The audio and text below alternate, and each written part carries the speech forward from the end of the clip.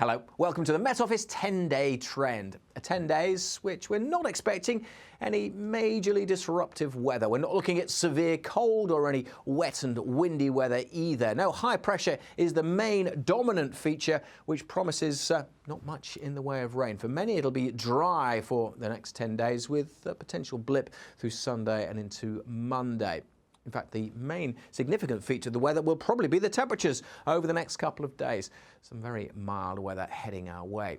Yes, high pressure is in control, but it's not sitting right across the UK. It's dominant across much of northern Europe. It is strong enough, though, to influence things across the UK and largely keep weather fronts at bay, particularly through Thursday and Friday. This one does try and push in through Friday, and then this low pressure system may have more success at bringing a bit more in the way of cloud and rain by Sunday. But yes, high pressure is the dominant feature, and it's this high sitting to the east of us that's allowing the winds to come up from the south, wafting up warmer air, which is why we've got temperatures on the very high side through Friday and Thursday in particular. We do notice a change as those weather fronts start to introduce cooler conditions by Saturday. But certainly through Thursday and Friday, where we see the sunshine, we will see those temperatures jumping up. The mornings will be quite chilly, and it's not going to be sunny everywhere. There'll be some cloud across western Scotland.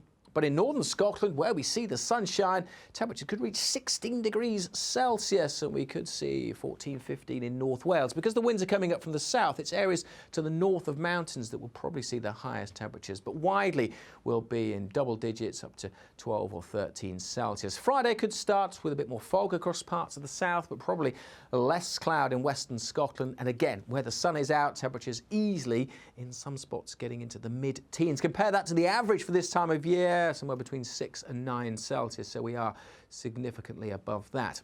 Notice, though, more clouds spilling into the west on Friday. That is that weather front that we saw earlier that will slowly introduce a bit of a change through Friday and Saturday. And then this next weather system will probably get more into the UK, bringing, again, the isobars close together, so it will be quite windy. And this weather front will introduce some cloud and rain through the second half of the weekend. So the weekend, after a sunny end to the working week, will turn cloudier. It will be quite windy, and there will be some rain around on that weather front. And that's how we go into the new working week as well. That low pressure does look like being dominant through the early part of the week. Again, a lot of isobars in the charts are breezy with some showers, but then there's a little bump in the isobars. That's a ridge of high pressure, and that will allow these other high pressures again to reform and push back in and control our weather through the second half of next week, keeping the low pressures to the north. So the southern portions of the UK in particular look like staying fine and settled for much of the second half of next week. In fact, this chart shows that quite nicely, really. It's the pressure trend, if you like. Don't worry too much about the numbers. It's more the colours I want to show you. Red means anticyclone. That's high pressure. Blue is low pressure.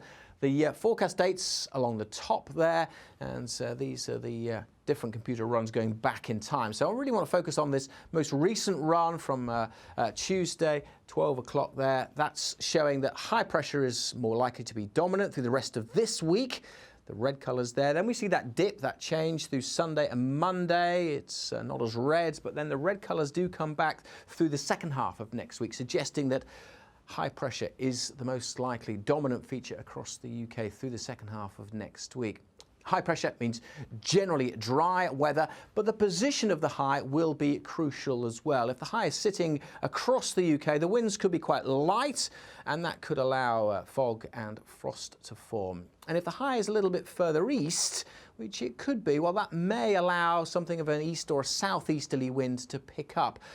But I'm going to show you the broader view now, because this time last year, there was a lot of very cold air across Europe. But even if we do get a bit of an easterly later next week, well, that cold air is well away from the UK. So we're not expecting anything as bitter as we saw last year. But it could just turn a little cooler if we get that easterly breeze. The most likely scenario, though, is that through the second half of next week, high pressure remains in control.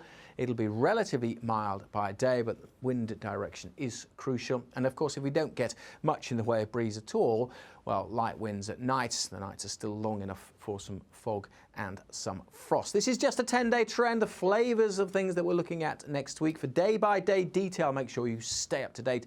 Do that through the Met Office website, our app, or follow us on social media.